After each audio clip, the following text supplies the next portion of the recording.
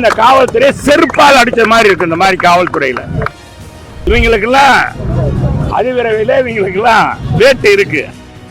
விடிய விடிய டாஸ்மாக் வியாபாரம் நடக்குது, பார் நடக்குது. இதெல்லாம் அந்த போலீஸ்காரனுக்கு தெரியல.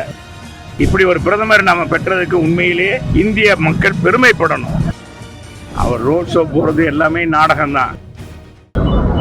செருப்பால் அடிக்கிற மாதிரிங்க, செருப்பால் அடிக்கணும்னு சொல்லுவாங்க. ஒருத்தர அடிக்க வேணாங்க, செருப்பால் அடிக்கிற மாதிரி இந்த கூடல் காவல்துறை ஆய்வாளரை கண்டிச்சு இது மாதிரி நீ செய்யலாமா, மக்களுக்கு தாகம் தீர்க்கிறதுக்கு ஒரு நிகழ்ச்சியை நடத்துகிற, அது யாராக நடத்தினாலும் அதுக்கு அனுமதி கொடுக்கறத மறுத்துவிட்டு கார்பரேஷன் சொன்னாங்க, அவங்க சொன்னாங்க, இவங்க சொன்னாங்கன்னா, இதே இதில் கூடல் நகரில் திமுக சார்பாக 2-3 ஸ்டாலின் கட்சி சார்பாக அங்கே போட்டிருக்காங்க. அதுக்கெல்லாம் நீ முறையாக கார்பரேஷன் அனுமதி வாங்கியிருக்காங்களா? நீ முறையாக போய் பார்த்தையா? ஏங்க, நீர்மோர் பந்தலுக்கு தீ பிடிக்காத கூரை அமையணுமா? 2 பானை அளவுக்கு தான் அளவு வைக்கணுமா? எப்படி கொடுக்குறான் பாருங்க இந்த போலீஸ் அதிகாரி. இங்கே இருக்கிறவன் இவெல்லாம் மக்கள் வரி பணத்தில் இவன் சம்பளம் வாங்கல. இந்த கூடல் நகரில் போலீஸ்காரங்க இங்கே மக்கள் வரி பணத்தில் நம்ம கொடுக்குற வரியில் அவங்க சம்பளம் வாங்கல. ஸ்டாலின் வீட்டில இருந்து இங்க இருக்கிற திமுக உடைய கைக்கூலிய மந்திரியுடைய பிராமின்னு சொல்லி மந்திரியை வச்சுக்கிட்டு ஏமாத்தி இங்க அராஜம் பண்ற அந்த நாலாந்தர பசங்கள், இவங்களுக்கெல்லாம் அதிவிரைவில் இவங்களுக்கெல்லாம் வேட்டு இருக்கு. அது ஒரு பக்கம். நாங்க 10 ஆண்டுகள் ஆட்சியில் இருந்தோம். சரி, யாருக்காச்சும் ஏதாச்சும் குறை செஞ்சோமா? யாருக்காவது இந்த மாதிரி இடையூறு அரசியல் பண்றதுக்கு இடையூறு செஞ்சோமா? நீ ஆம்பளை, நீ கட்சி நடத்துறவன். ஏண்டா, திமுக காரனை கேட்கிறேன், ஸ்டாலின் கட்சிக்காரனை கேட்கிறேன், நீ முறையா நீ வாங்கி போட்டியா? நீ நீர்மோர் பந்தல் வச்சியா? எத்தனை நாள் ஆயிடுச்சு? இப்போ 15 நாள் ஆகி போச்சுங்க. 15 நாளா நீர்மோர் பந்தல் கூட அவங்க வைக்கல. அங்க சும்மா கொட்டையை போட்டு வச்சிருக்காங்க. அந்த மக்களுக்கு நல்லது செய்யணும்னு நினைக்கிறது இல்லைங்க. மக்களுக்கு காசை கொடுத்து அடிச்சிருக்க கொள்ளையிலிருந்து வசூல் பண்ணியிருக்கிறதுல அதை லஞ்சமாக கொடுத்து ஓட்டை வாங்கிடலாம் அப்படின்னு நினைக்கிறாங்க. மக்கள் இன்னைக்கு செருப்பை தூக்கி அடிக்க போறாங்க. இந்த பகுதியில் இந்த சுற்றறிக்கை வெயிலில் இங்கே பாருங்க, தாய்மார்கள், பெரியவர்கள், சிறுவர்கள் இந்த ஏரியாவில் ஏதாச்சும் இருக்கா? இது நல்லதை செய்யும் போகும்போது யார் செஞ்சாலும் பாராட்டுறதை விட்டுட்டு இந்த மாதிரி இடையூறு பண்றவர்களுக்கு காவல்துறை நல்ல அறிவுரை வழங்கணும். இவங்க என்னன்னா அவங்களுக்கு ஏவல் துறையா மாறிட்டாங்க. இவங்கெல்லாம் நாங்க கணக்கு எடுத்திருக்கோம். ஆட்சி மாறும், காலம் மாறும், அப்ப இவங்கெல்லாம் எங்க இருப்பாங்கன்னே தெரியாது. உடனே எங்க அதிகாரியை போய் பிடிச்சி, அமைச்சர்களை போய் பிடிச்சிருவாங்க. இதே சித்தன்ட்ட வந்துருவாங்க. சித்தா நீ பாத்துக்க, அப்படியெல்லாம் இங்க இருக்கிற எவனாச்சும் வந்தான்னா இது பண்ணிக்கிறாத. ஆனா பொய் வழக்கு போடுறாங்க. இந்த பதவிச்செயலர் ஆர்வமா வேலை பார்க்கிறாரு, கட்சிக்கு கூட்டம் நடத்த விடுறது இல்ல, பொது நிகழ்ச்சி நடத்த விடுறது இல்ல. இது திமுக. இப்ப பாருங்க, நம்ம ரேடியோ செட்டு இன்னைக்கு போட்டு வச்சிருக்கோம். இதை பற்றி மக்கள் இடத்துல பேசணும்னு சொல்லியிருந்தோம்.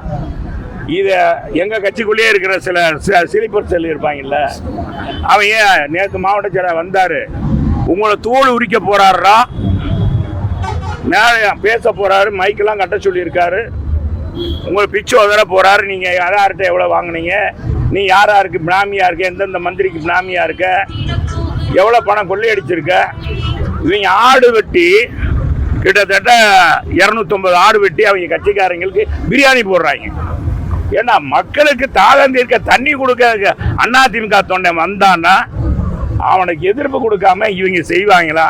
சரி, நீ பிரியாணி போட்டீங்க, நீ இந்த மாதிரி நீர்மோர் பந்தல் வச்சுதான் என்ன மாதிரி செய்யறாங்க. அதனால இதை வன்மையா கண்டிக்கிறோம். இன்னைக்கு உயர் நீதிமன்றத்தில் வழக்கு தொடுத்து நியாயமான தீர்ப்பை பெற்றுக் கொடுத்த எங்க வழக்கறிஞர் பிரிவுடைய அத்தனை வழக்கறிஞர்களுக்கும், குறிப்பாக உயர் நீதிமன்ற வழக்கறிஞர் அருமை தம்பி மகேந்திரன் அவர்களுக்கும், அன்பிற்கினிய அருமை தம்பி வழக்கறிஞர் எங்க மாநகர் மாவட்ட வழக்கறிஞர் பிரிவுடைய மாவட்ட செயலர் தமிழ்ச்செல்வன் அவர்களுக்கும், பாண்டியன் அவர்களுக்கும் மற்றும் துணை புரிந்த வழக்கறிஞர்களுக்கும் வழக்கறிஞர் பிரிவுக்கும் இதை தொடர்ந்து முயற்சி எடுத்த தம்பி சித்தன், மலைச்சாமி, கேசவன், சுந்தரராஜன், விஜயகுமார், நாராயணன் இத்தனை வார்டு செயலாளரும் இன்னைக்கு கரங்கோர்த்து நிற்கிறாங்க. நம்ம சித்தனுக்கு நீ மிரட்டுறாங்க, ஏய் உன்னை தூக்கி உள்ள போட்டுருவோம், கஞ்சா கேஸில் போட்டுருவோம். ஏன்னா லூசு பேட விடிய விடிய டாஸ்மாக் வியாபாரம் நடக்குது, பார் நடக்குது. இதெல்லாம் இந்த போலீஸ்காரனுக்கு தெரியல. இந்த போலீஸ்காரங்களுக்கு இங்கே இருக்க போலீஸ்காரனுக்கு தெரியல, இந்த கூடநகர் போலீஸ்காரங்களுக்கு தெரியல. நான் உண்மையிலேயே காவல்துறையை மதிக்கிறவங்க. நாங்கள் 10 ஆண்டுகள் நான் அமைச்சராக இருந்திருக்கேன். ஒரு இதுக்கு கூட நான் எந்த காவல்துறையிட்டையும் நான் பேசுனது கிடையாது.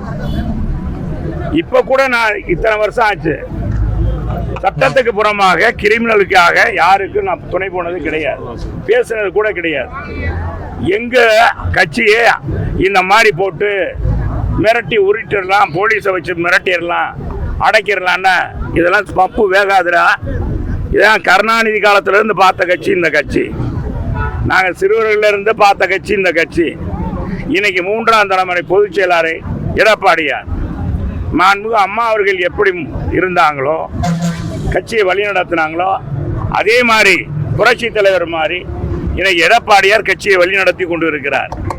அவர் தலைமையில் இயங்குகிற அண்ணா திமுக அடுத்த ஆண்டு இதே நாளைய தினம், நாளை மறுநாள் நம்முடைய சுந்தரராஜ பெருமான் ஆற்றிலே அழகரி இறங்குகிறார். அது என்ன ஐதீகம்னு சொன்னா, மண்டூக முனிவருக்கு விமர்சனம் கொடுக்க போறாருனாலும் அதே நேரத்தில் நாட்டு மக்கள் அதை பார்த்து அன்னைக்கு என்ன அவர் பட்டு அடிந்து இருக்கிறார்னு பார்த்து அந்த மாட்டில் அந்த மசம் பூரா நல்லா இருக்கும், பச்சைப்பட்டு கொடுத்தா விவசாயம் செழிக்கும், வெள்ளைப்பட்டு கொடுத்தா மக்கள் சுபிச்சமாக இருப்பாங்கன்னுலாம் பேசுவாங்க. மண்டூக முனிவருக்கு விமர்சனம் கொடுக்கும். அது மாதிரி எங்கள் பொதுச் செயலாளர் 12ஆம் தேதி அவதரிக்கிறார், பிறந்த நாள் வருகிறது. அவர் அடுத்த ஆண்டு இதே தமிழக மக்களுக்கு விமர்சனம் கொடுப்பார். எங்கள் பொதுச் செயலாளர் நல்லாட்சி கொடுப்பார்.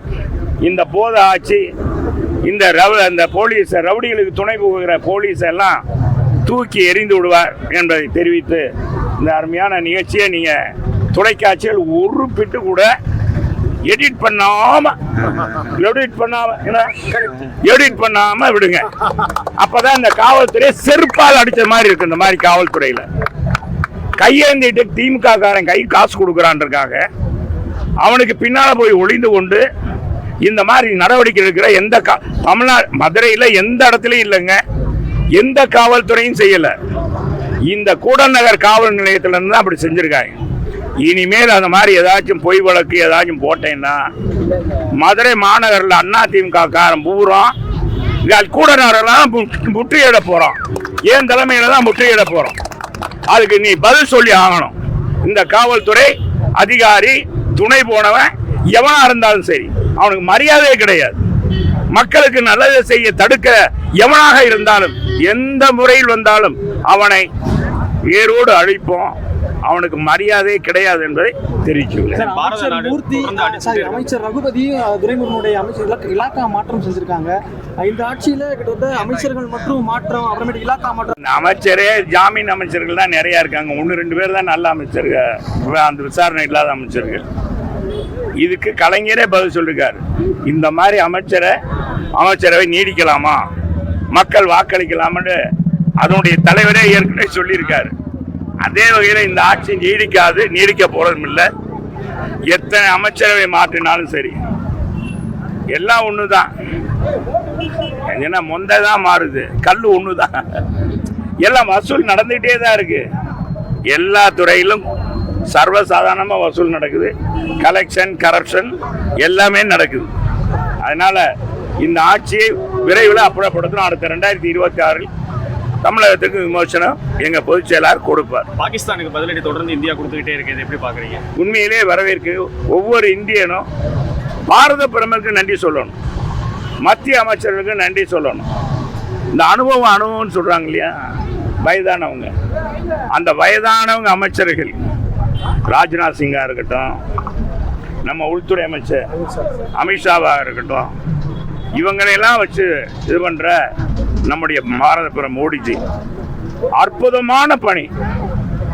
நேற்றைக்கு முன்தினம் நேற்றைய தினம் தூங்காம கண் விழித்து இந்த ராணுவ வீரர்களுடைய நடவடிக்கையை உன்னிப்பாக கவனிச்சிருக்காரு வீடியோ மூலமா.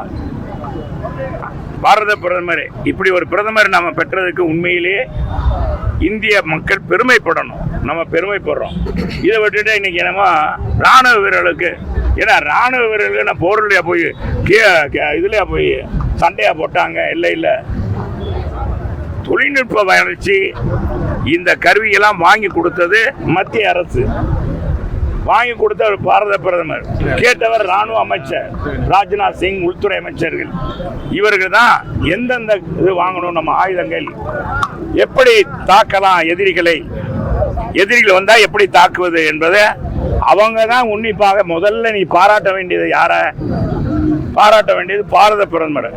அதை விட்டு ராணுவ வீரர்களுக்கு பாராட்டு தெரிவித்து திமுக என்ன நாடகம் ஆடுறாங்க பாருங்க. இவங்க நாடகம் ஆடுறதுக்கு ஒரு எல்லையே இல்லை. நாட்டு மக்கள் ஏற்றுக்கொள்வாங்களா? சரி, இதே ஸ்டாலின் விட்டு அங்க இருக்கிற நம்ம செக்ரட்டரி இவங்களை பாராட்டி ஒரு ஊர்வலம் நடத்தினா என்ன ஆகும்? என்ன அர்த்தங்கட்டத்தனமா இன்னைக்கு பேரணியா? இதையெல்லாம் ரொம்ப மோசம். மக்கள் இந்த நாடகத்தை இது மாதிரி ஸ்டாலின் நடத்துகிற நாடகம்லாம் நிறுத்தி கொள்ளணும்னு கேட்டுக்கிறேன். முதல்வர் ரோட் ஷோ போய்கிட்டு இருக்காரு. ஒரு பக்கம் மக்கள் போராட்டம் அங்கே போய்கிட்டு இருக்கு, பட்டாசுலாம் போய்கிட்டு இருக்கு அப்படின்ற மாதிரி முதல்வர் ரோட் ஷோ போறாரு. அதாங்க, அவர் ரோட் ஷோ போறது எல்லாமே நாடகம் தான். அங்கங்க பணத்தை கொடுத்து 500 கொடுக்குறாங்க. ரெண்டாவது கடன் கொடுக்குறேன்னு சொல்றான். இப்படி ஆட்களை கொண்டாந்து நிப்பாட்டிடுறாங்க. அது என்னமோ அவர் மக்களுக்கு அவருக்கு என்ன தெரியும்? பாவம். நம்ம முதலமைச்சர் அப்பாவி முதலமைச்சர். அவருக்கு நாட்டில் என்ன நடக்குதுன்னே தெரியல. பாருங்க, அவர் ஆட்சியில் நீர்மோர் பந்தலுக்கு போராட வேண்டியிருக்காப்பா. ஏய், உயர் நீதிமன்றம் வரைக்கும் போக வேண்டியிருக்காப்பா. மக்களுக்கு நல்லது செய்ய இப்படிப்பட்ட காவல்துறைக்கு அவர் தலைமை ஏற்றிருக்கிறார். இதுக்கே நம்ம காவல்துறைக்கு தலைமை ஏற்றிருக்கிறார். இவங்கனால அவருக்கு தலைகுனிவு இருக்கிறார். இதுக்காகவே அவர் முதல்ல அவர் ராஜினாமா பண்ணணும் அப்படின்னு கேட்டுக்கிறேன். இது போன்ற செய்திகளை மேலும் தெரிந்து கொள்ள எங்களது யூடியூப், ஃபேஸ்புக் மற்றும் ட்விட்டர் ஆப்களை சப்ஸ்கிரைப் செய்யவும்.